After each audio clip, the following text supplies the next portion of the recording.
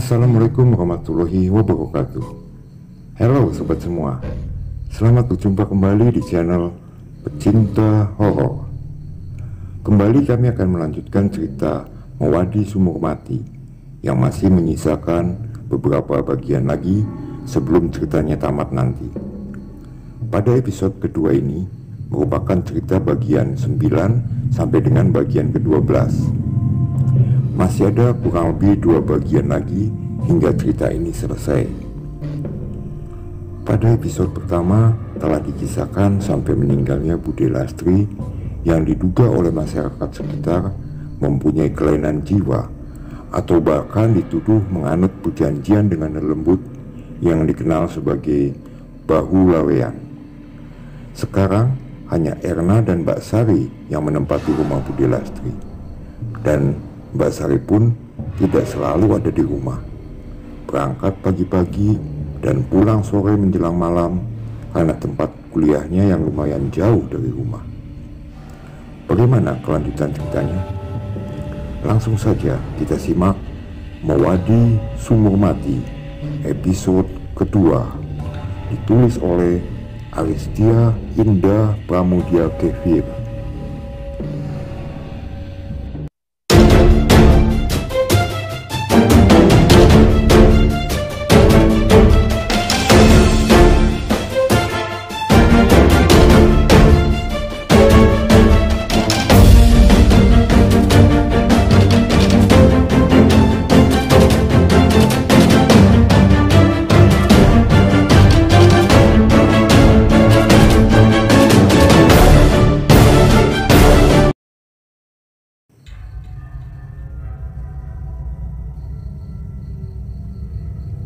Sejak kepergian Bude Lastri, hari-hari yang kulalui terasa sepi dan ganjil.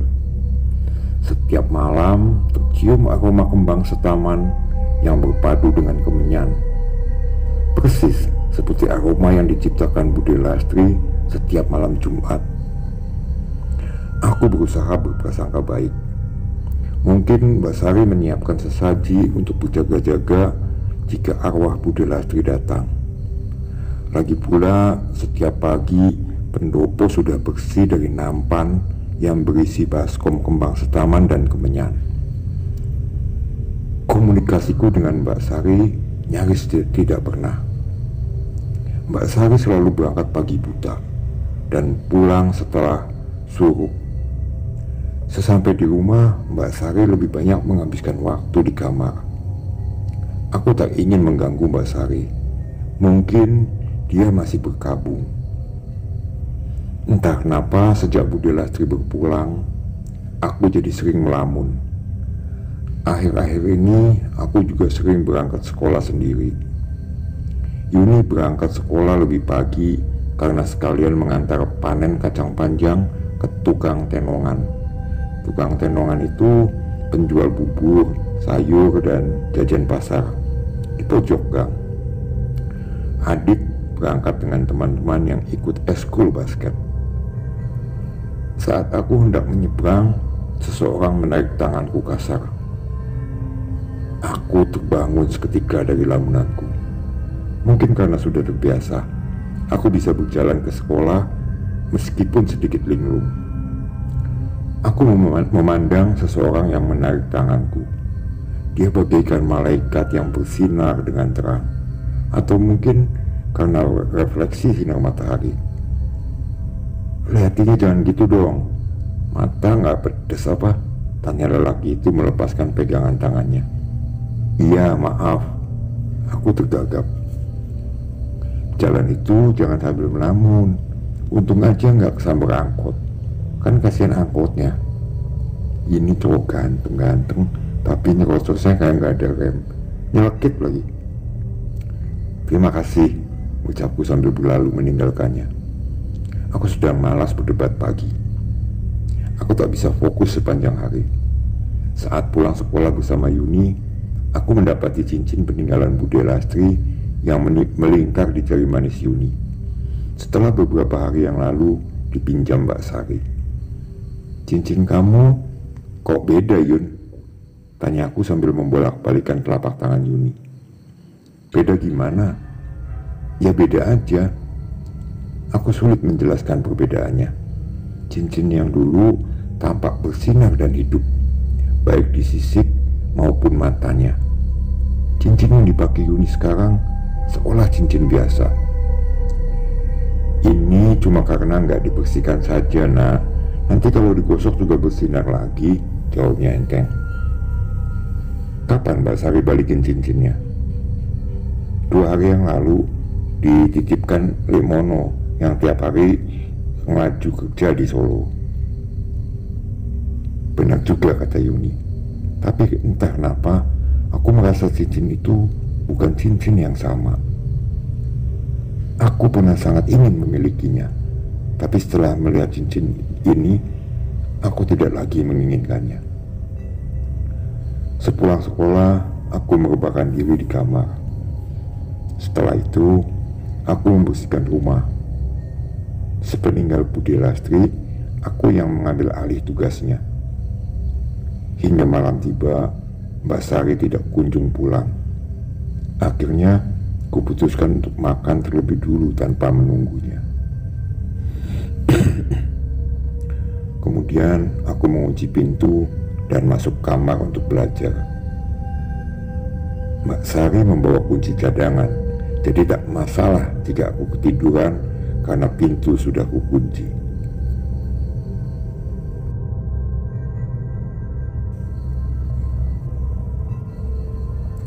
Tok tok tok.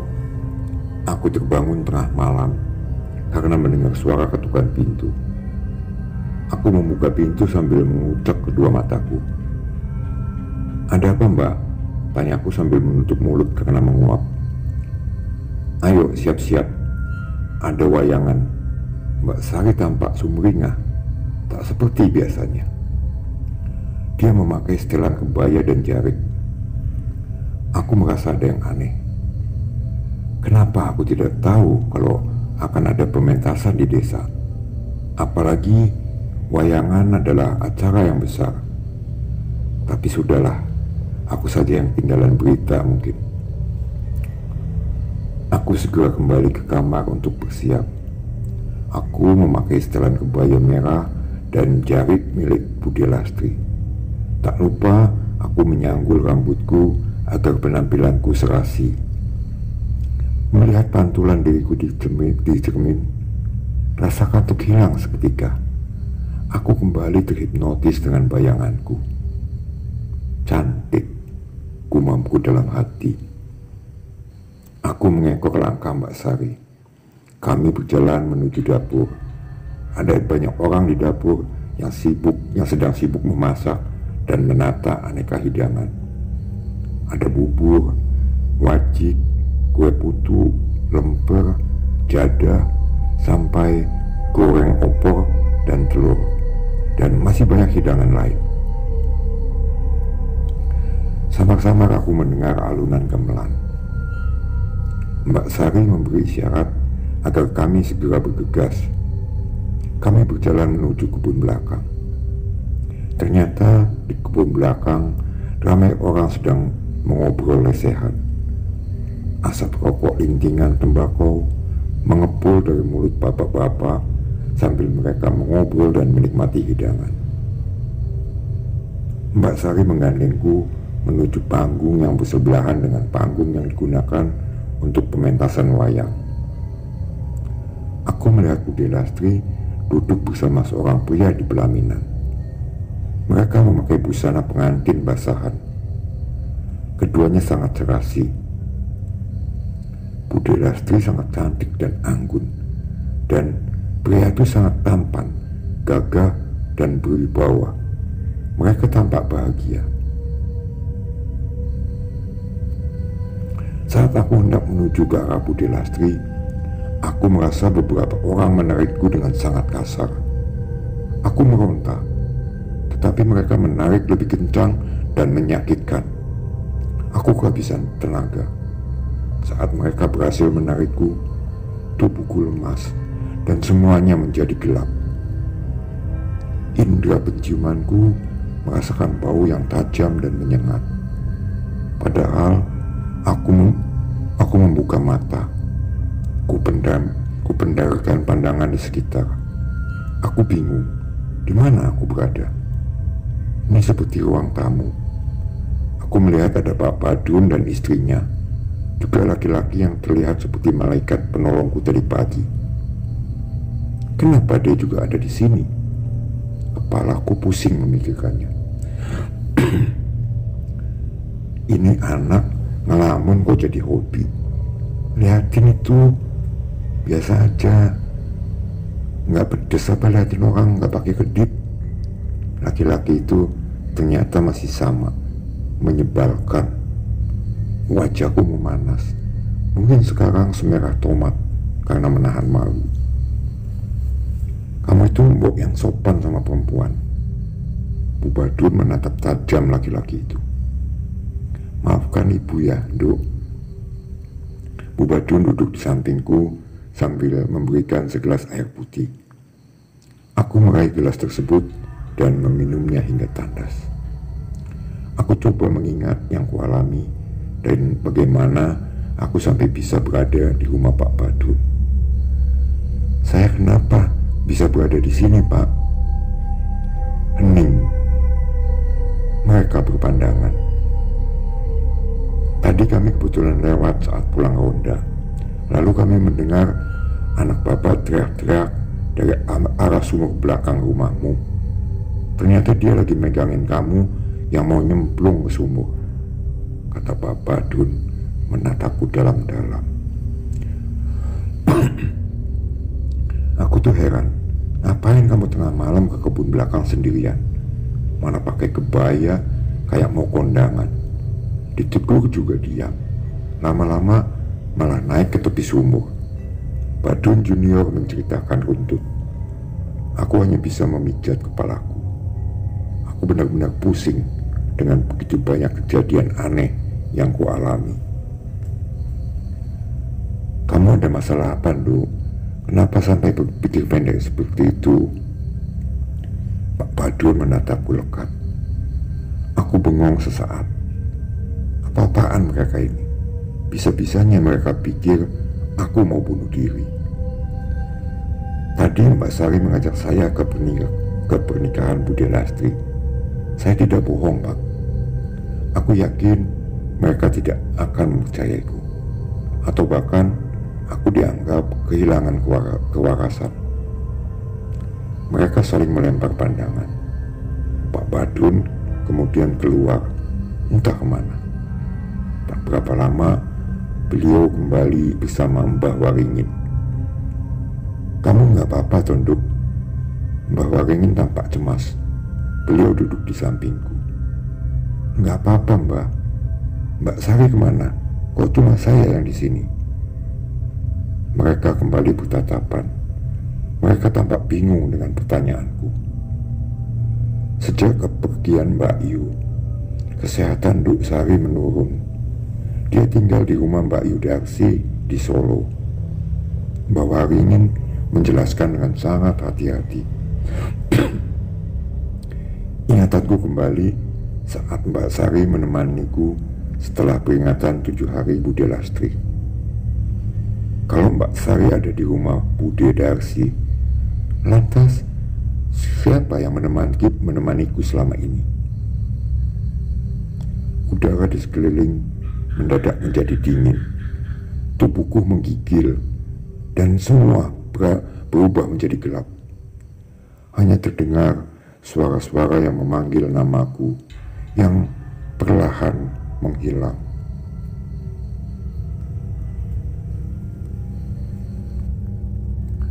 Aku kembali membuka mata saat cahaya sang surya menembus kaca jendela.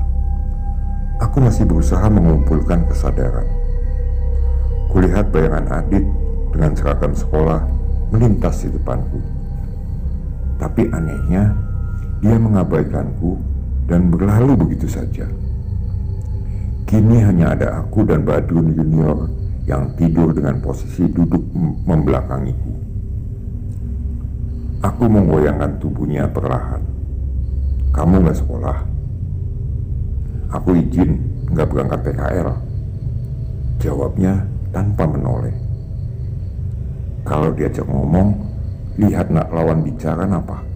Nggak sopan banget. Aku menggerutu.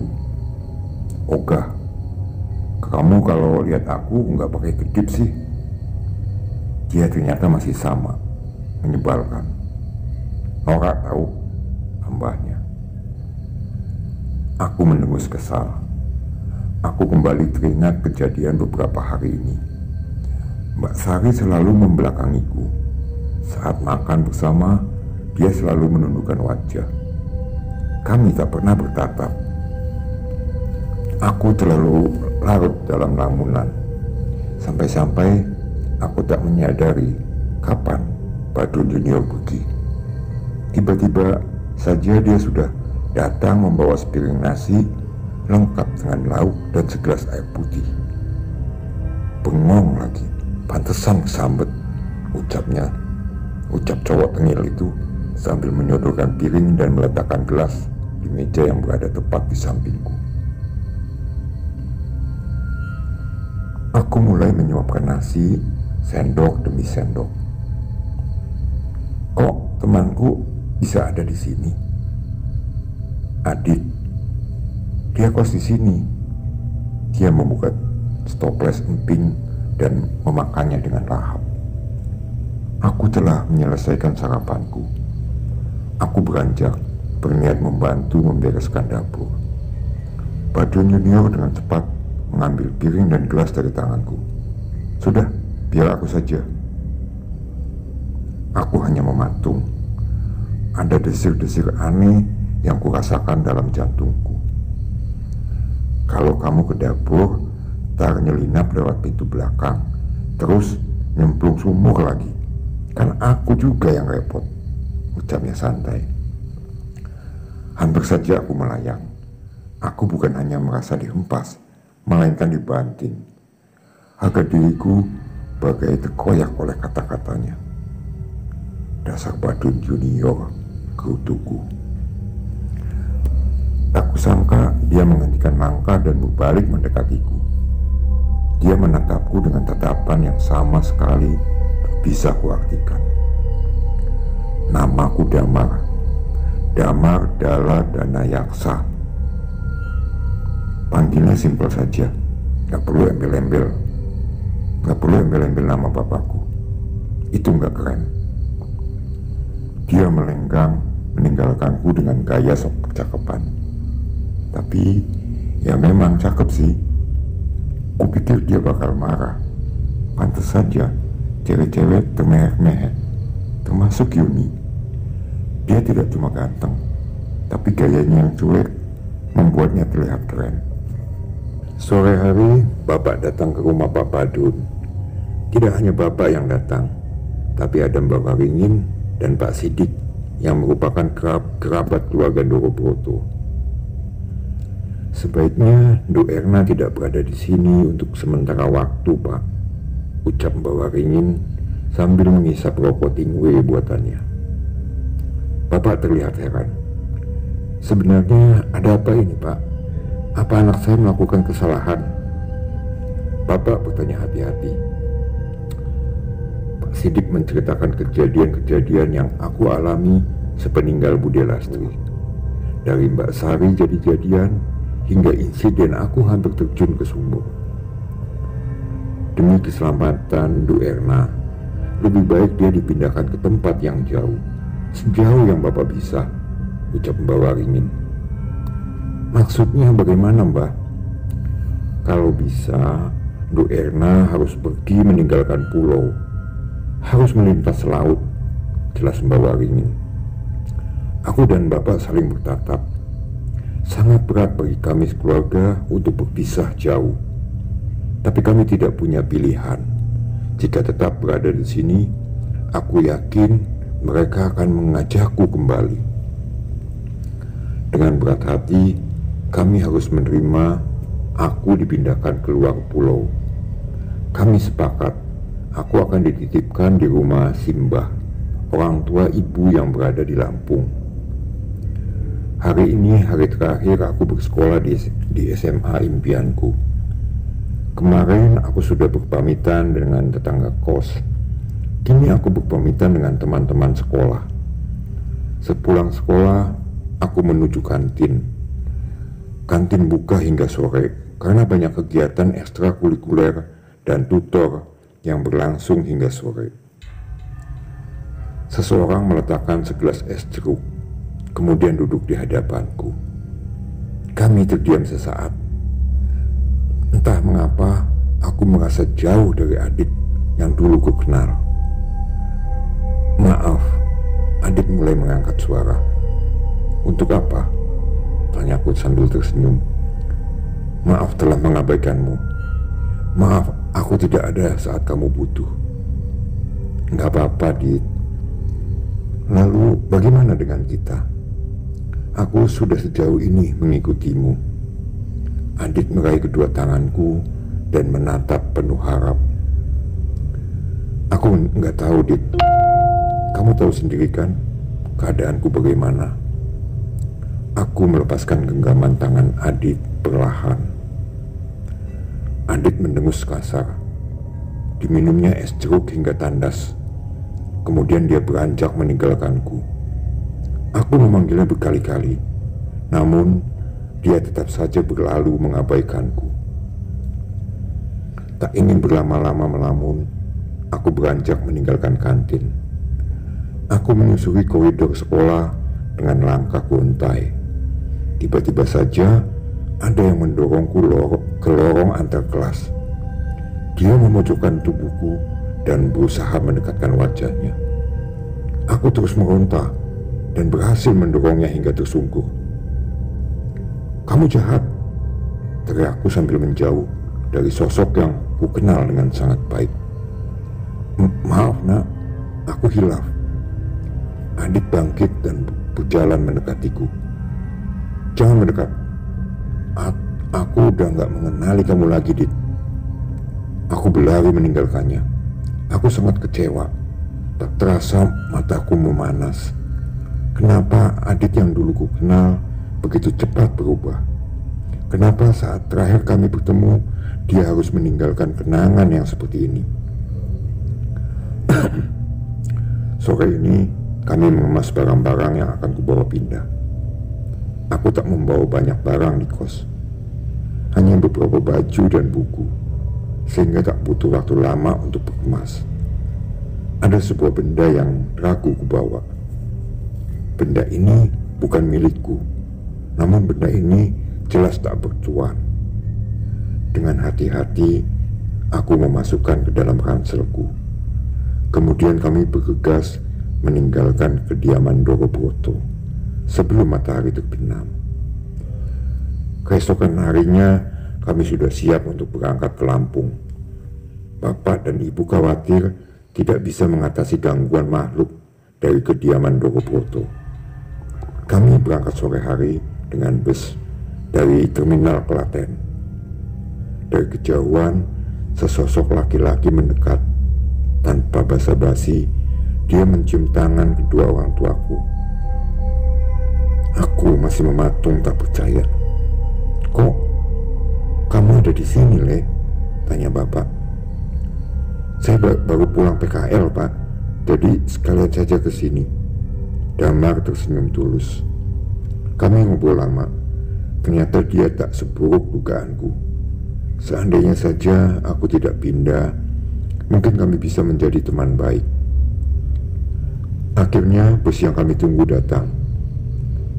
"Buat kamu," ucap Damar sambil menyerahkan kotak yang dibungkus kertas warna bergambar bunga-bunga. "Terima kasih." Untuk pertama kalinya, dia mengukir senyum di wajahku. "Selamat tinggal. Maksudku sampai jumpa." Lagi-lagi aku tersenyum padanya. "Hati-hati." Damar tersenyum sambil melambaikan tangan. Bus bergerak perlahan meninggalkan terminal Klaten dengan sejuta kenangan. Tak terasa bulir bening terjatuh di kedua pipiku. Terima kasih untuk semua orang yang telah memberiku banyak kenangan manis.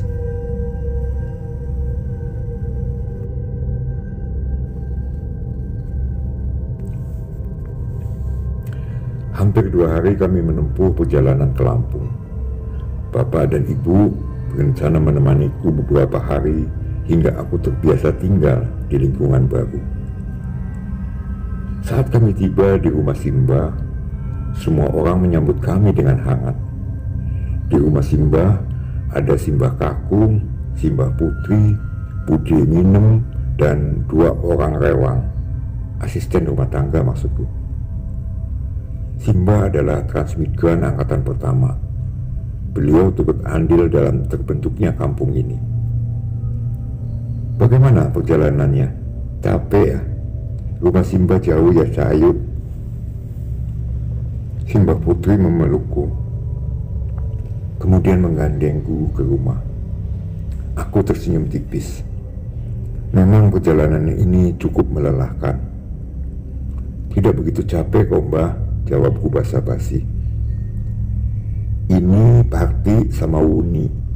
Kalau butuh apa-apa, kamu minta tolong mereka ya, jelas Mbak Putri diiringi anggukan kepala keduanya. Rumah Simba sangat besar dan ada halaman yang luas. Rumah bagian depan dijadikan kios sembako dan gudang kayu. Halaman digunakan untuk parkir kendaraan. Di dalam rumah terdapat taman terbuka yang berukuran kecil.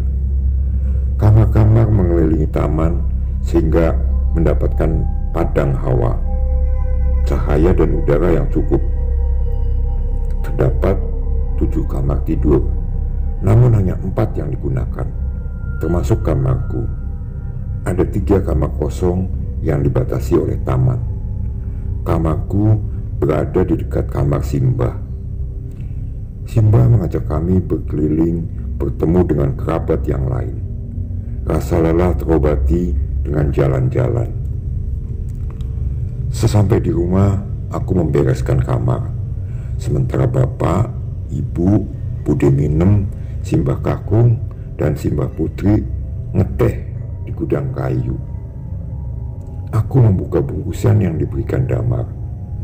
Seandainya tidak ada prahara dari keluarga Ndoro Broto, mungkin sekarang aku dan Damar bisa berteman baik. Dia memberikan setelan mukena putih dengan bordir bunga yang berwarna biru. Kenapa ada debaran di hatiku? Mungkinkah ini bentuk perhatian? Atau mungkin aku yang kegeeran? Aku membaca catatan kecil darinya. Suatu hari kamu mungkin akan merasa benar-benar sendiri.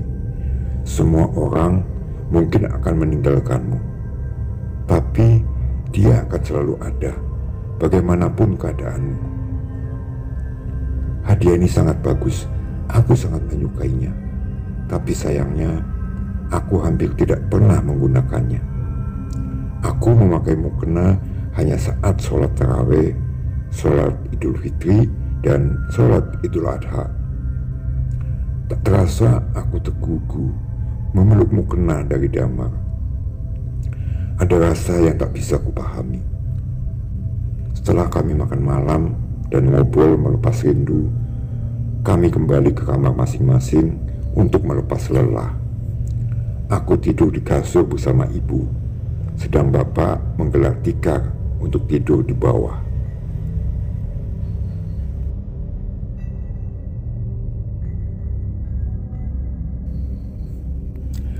Aku mulai memejamkan mata. Ernama. Sama-sama aku mendengar suara serak yang memanggil namaku.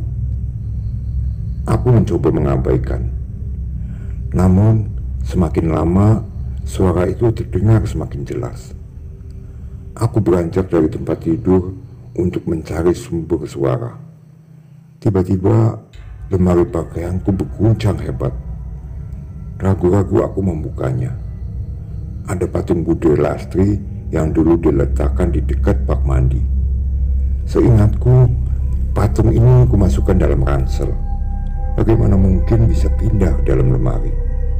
Atau mungkin ibu yang memindahkannya? Pelan-pelan aku mengambil patung tersebut. Saat aku mengamatinya, wajah patung tersebut menyeringai. Sontak aku menjerit dan melempar patung itu ke lantai. Bapak dan ibu terbangun. Begitupun anggota keluarga yang lain. Mereka masuk ke kamarku dengan wajah panik. "Ada apa, Nduk?" tanya si Mbak Putri sambil mengusap lembut punggungku. Patung itu tersenyum, Mbak. Senyumnya mengerikan," ucapku tergagap karena panik sambil menunjuk patung itu. "Patung apa?" tanya ibu. "Itu, Bu, patung itu." Aku berteriak sambil menunjuk arah patung itu tergeletak. Mereka semua mencari patung yang kumaksud. Jelas-jelas patung itu berada di dekat ranjang, tapi mereka masih saja mencari, seolah-olah mereka tak melihatnya. Patung itu merayap perlahan mendekatiku. Aku berteriak ketakutan. "Tenang, Duk, Elin, nak." Bapak dan ibu memegangiku. Mereka terus-menerus memanggil namaku. Aku terus-menerus meronta, tapi patung itu telah menjangkauku. Dia memegang kakiku. Perlahan dia merayap di tubuhku. Sekarang wajahnya tepat di hadapanku. Aku takut melihatnya. Wajahnya mengerikan, tidak seperti wajah manusia pada umumnya. Aku ingin memejamkan mata, tapi mataku seolah terkunci. Patung itu berbisik di telingaku, "Ayo mulih, Dayu." Tiba-tiba saja hawa dingin menguasaiku. Ada rasa takut yang luar biasa. Aku menjerit sekuatnya. Gelap, sunyi, hampa, dan putus asa. Aku membuka mataku karena silaunya cahaya. Aku terkejut saat mendapati tubuhku diikat dengan tali rafia di sisi kanan dan kiri ranjang. Aku melihat Bapak tertidur di kursi dan Ibu tertidur di tikar. "Bu, Ibu." Tubuhku sangat lemas, bahkan untuk bersuara pun rasanya tak ada tenaga. "Nah," Ibu segera memberiku segelas air putih. Mata Ibu tampak sembab. Aku yakin Ibu menangis sepanjang malam karena mengkhawatirkanku. Ibu membangunkan Bapak. Lalu beliau melepaskan tali yang mengikatku. Bapak keluar memanggil Simbah Kakung dan meminta Wuni membawakan sarapan. Sambil sarapan, kami mengobrol seolah tak terjadi apa-apa. Simbah Kakung menyuruhku untuk mandi setelah menyelesaikan sarapan. "Ayo jalan-jalan sama Mbak Kakung, biar kamu gak bosan di sini." Aku mengangguk penuh semangat. Aku mengekor Simbah Kakung naik mobil pickup di samping supir, yaitu Simbah Kakung. Beliau memacu mobilnya, entah kemana, hingga kami memasuki sebuah desa transmigran yang tak seramai desa Simbah. Kami berhenti di sebuah rumah yang kental dengan adat Bali. Simbah Kakung mengetuk pintu sambil mengucap salam. Tak lama kemudian, seorang pria paruh baya membukakan pintu. Beliau menatapku dengan seksama. "Sebaiknya kamu berkeliling dulu ya." "Betul, di depan ada taman dan kolam ikan. Kamu keliling dulu saja, Nduk," ucap Simbah Kakung. Aku beranjak meninggalkan teras menuju halaman depan. Simbah Kakung dan temannya duduk bersila di balik. Mereka berbicara serius sambil sesekali menatapku. "Sini Cahayu," panggil Mbak Kakung. Aku duduk bersila di balik. Mereka saling bertatap. Sepertinya ada hal serius yang tadi dibicarakan. "Ini teman Kakung, Bedanda Wiyasa." Aku mengangguk sebagai tanda penghormatan. "Kalau boleh tahu, benda apa saja yang kamu bawa ke sini?" Aku terdiam sejenak. Benda apa yang dimaksud Bedanda Wiyasa? "Saya membawa sebuah patung." Bedanda Wiyasa menatap tajam sisi kiriku. Lalu, "Dia hidup." Aku menunduk. Aku merasa dingin dan takut hingga tanpa sadar air mataku meleleh. Tolong saya, isaku. Aku mengeluarkan perkamen dari dalam ranselku dan memberikannya. Seorang pustakawan memberikan ini pada saya sebelum beliau meninggal. Simbah Kakung memberikannya pada Pedanda Wiyasa. Setelah membuka, beliau menggeleng pelan. "Sejak kapan kamu menerima ini?" tanya Pedanda Wiyasa. "Sudah beberapa bulan yang lalu." "Semoga belum terlambat." "Ini perkamen apa, Yang?" "Ini Raja Kalacakra. Ini bisa digunakan untuk menangkal gangguan makhluk halus." "Bagaimana cara menggunakannya?" "Kamu harus berpuasa 3 hari. Puasa terakhir adalah puasa pati, 1 hari 1 malam, yang berarti kamu tidak boleh makan dan minum. Ada mantra yang kamu rapalkan saat berpuasa sebanyak 313 kali, dan ada mantra pembuka." Setelah berbincang beberapa lama, kami mohon diri untuk kembali ke rumah. Sesuai petunjuk dari Pedanda Wiyasa, aku akan memulai puasa. Sang Hyang Sukmaraja Kalacakra ingkang kula waos nyuwun barokah, paduka ingkang dados kakujenang.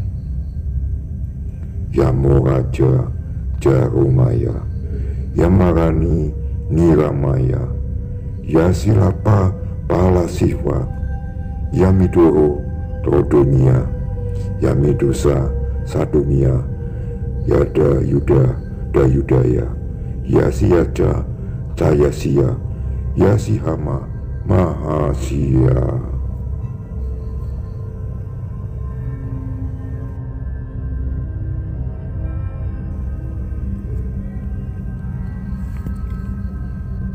Malam merayap, menyisakan keraguan dan ketegangan. Aku merasakan udara yang sangat dingin di kamarku. Aku melihat jam dinding menunjukkan pukul 11 malam. Bapak dan ibu sudah terlelap dalam buayan mimpi. Detik yang berganti diiringi udara yang semakin dingin. Aku menggigil. Segera aku sambar jarik dan selimut tebal untuk menutup seluruh tubuh. Aku merasa udara dingin ini tidak wajar, karena aku tak melihat reaksi bapak maupun ibu yang mengalami perubahan suhu menjadi sangat dingin. Tubuhku seakan membeku. Sayup-sayup aku mendengar alunan gamelan. Aku ingin berteriak, namun suaraku seakan terdekat di tenggorokan. "Muli," terdengar suara berat dari samping telinga kiriku. Air mataku menetes perlahan. Aku berusaha merapalkan mantra Kalacakra, tapi tak juga sedikit pun suaraku keluar. Aku merapalkan mantra dalam hati sambil berurai air mata. Ada cahaya kuning terang yang keluar dari dadaku. Kemudian kurasakan tubuh yang lebih dingin lagi. Tubuhku benar-benar tak mampu menahan udara dingin ini. Mantra terus kurapalkan, hingga pada batasku aku berhasil memekik. Cahaya kuning berpendar, kemudian semua menjadi gelap. Aku terbangun dan mendapati diriku sudah terbaring di atas ranjang. Cahaya sang surya terasa begitu hangat. Aku melihat sekeliling. Bapak dan ibu sudah tidak di kamar. Aku berjalan menuju ruang keluarga. "Sudah bangun, Duk?" tanya bapak.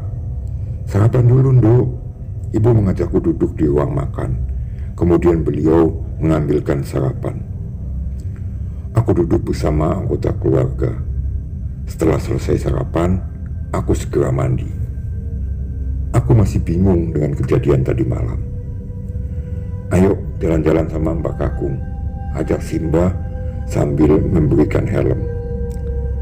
Aku bisa menebak kemana kami akan pergi. Pasti kami akan ke kediaman Pedanda Wiyase. Motor berhenti di halaman rumah beliau. Kami duduk di balik. Kali ini aku tidak diminta berkeliling. Beliau memintaku untuk duduk dan ngobrol bersama. Apa yang terjadi? Pedanda Wiyase menatapku dalam. Semalam dia datang lagi. Saya sudah berpuasa dan merapalkan mantra, tapi dia tetap saja datang. Bungkus patumu dengan ini, lalu buang ke laut. Lakukan hari ini juga, ucap beliau sambil menyerahkan selembar kain putih. Ikat dengan ini, ingat, segera kembali kemari setelah selesai. Beliau menyerahkan tali dari kain yang berwarna putih yang terdapat tulisan. Sayangnya, aku tak tahu tulisan apa itu. Terima kasih banyak. Simbah Kakung beranjak dan memberi isyarat padaku agar kami segera beranjak. Kita harus menyelesaikan semua sebelum matahari tenggelam. Motor kami melaju dengan cepat. Sesampai di rumah, aku langsung menuju kamar dan membungkus patung dengan kain putih pemberian Pedanda Wiyase dan mengikat ujungnya erat. Kami segera bergegas karena waktu yang dibutuhkan menuju pantai kurang lebih 2 jam. Motor melaju dengan cepat. Dalam perjalanan, cuaca cerah tiba-tiba menjadi gelap. Hujan turun dengan sangat lebat. Kami berteduh beberapa saat. Saat kami menengok arloji, jarum jam sudah sejajar menunjuk angka 12. Akhirnya kami memutuskan untuk menerobos hujan. Derasnya hujan mengganggu jarak pandang kami sehingga motor tidak bisa melaju kencang. Apalagi jalan yang kami lewati masih jalan tanah. Beberapa kali kami terjatuh karena air yang bercampur hujan menjadikan jalan menjadi licin. Aku merapalkan mantra Raja Kalacakra di sepanjang perjalanan. Pukul 2 siang kami sampai di garis pantai. Aku berjalan menuju ke dalam air ditemani Kakung. Saat air sudah sebatas pinggang, aku menenggelamkan patung yang aku bawa. Kami segera meluncur ke kediaman Pedanda Wiyase. Kami sampai tepat pukul 5. Beliau sudah menunggu kami di bali. Beliau segera menghampiri kami sambil membawa benda yang tak asing. Secepatnya, kalian pasang tali ijuk ini mengelilingi rumah. Jangan dipotong. Selesaikan sebelum matahari tenggelam, ucap beliau sambil menyerahkan tali ijuk. Saat Simbah hendak menerimanya, Pedanda Wiyase segera melarang. Harus tuannya yang membawa dan menyelesaikannya. Aku menerimanya. Pedanda Wiyase menggenggam tanganku. Aku merasakan hawa panas yang menjalar ke tubuhku. Sekarang kamu adalah tuannya. Namanya Kolo Sarpo. Beliau berbisik di telingaku. Baik, ucapku sambil mengangguk. Berikan ini pada simpul tali tepat tengah-tengah malam. Dan jangan coba membuka sebelum waktunya. Beliau memberikan takir, wadah makanan yang terbuat dari daun pisang yang bagian tepi dan ujungnya dihiasi daun kelapa, yang bagian atasnya ditutup daun pisang. Bergegaslah, pulanglah dengan senyap. Jangan berbicara kepada siapapun sebelum ritual kalian selesai. Apapun yang kamu lihat, jangan berteriak. Kamu harus kuat, tegasnya sambil menatapku sejurus. Kami bergegas. Kami melaju sesuai perintah Pedanda Wiyase. Sepanjang jalan, aku merasa orang-orang yang bertemu kami mengabaikan kami. Sesampainya di rumah, kami segera melilitkan tali ijuk mengelilingi rumah. Akhirnya semua selesai. Beberapa menit sebelum matahari tenggelam. Sempurna. Simbah Putri tampak heran melihat kami. "Kapan Bapak pulang?" "Sudah dari tadi, Bu." "Lah, apa kamu tidak tahu kalau kita sudah pulang?" Simbah Putri menggeleng pelan. Beliau masih terlihat heran. Aku segera menuju kamar mandi untuk membersihkan diri.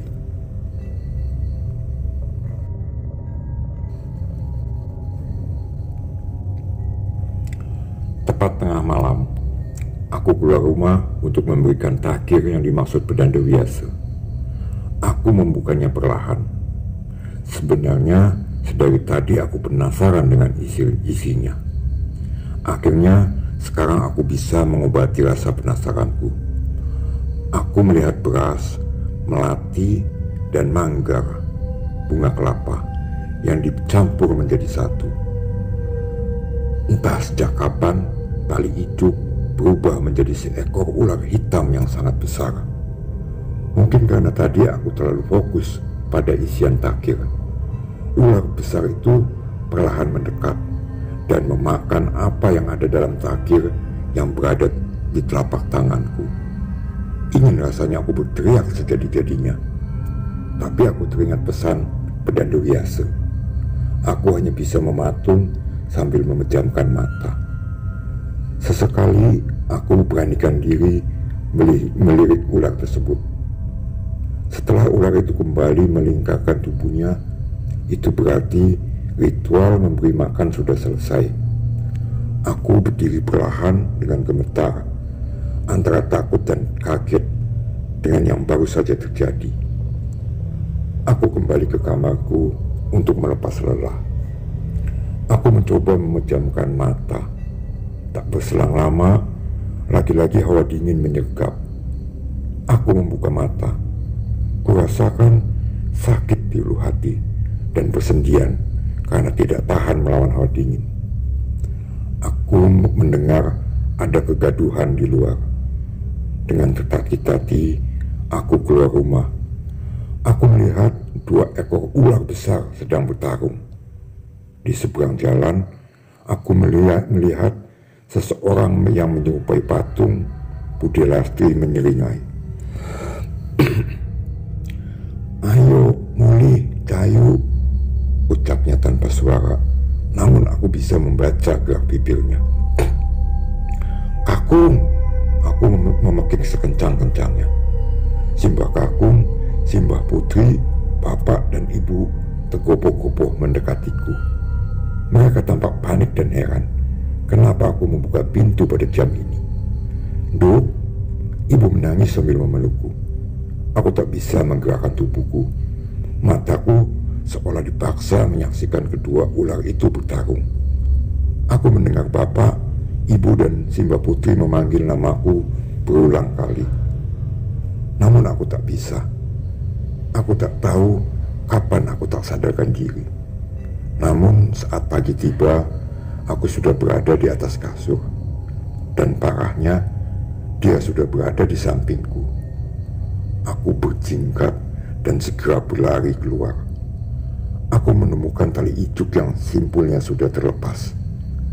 Aku segera mencari Simbah Kakung, namun aku tak menemukan Kakung dimanapun.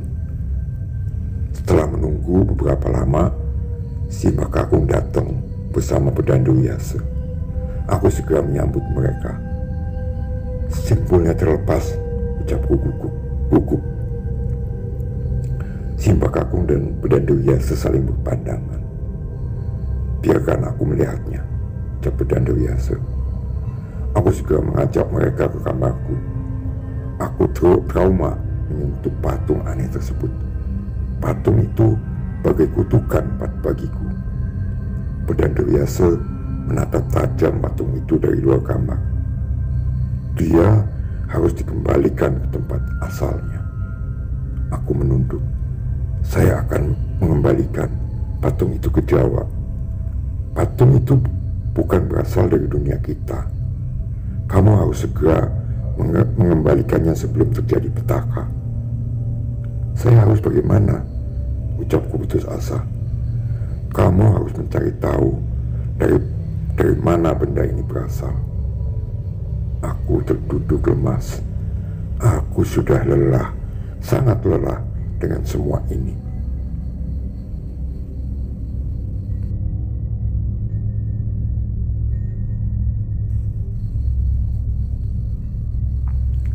Sobat semua, inilah episode kedua dari cerita Mowadi Sumur Mati. Makin seru dan menegangkan, bukan? Ikuti dan simak episode berikutnya yang merupakan episode terakhir. Sampai berjumpa kembali dan wassalamualaikum warahmatullahi wabarakatuh.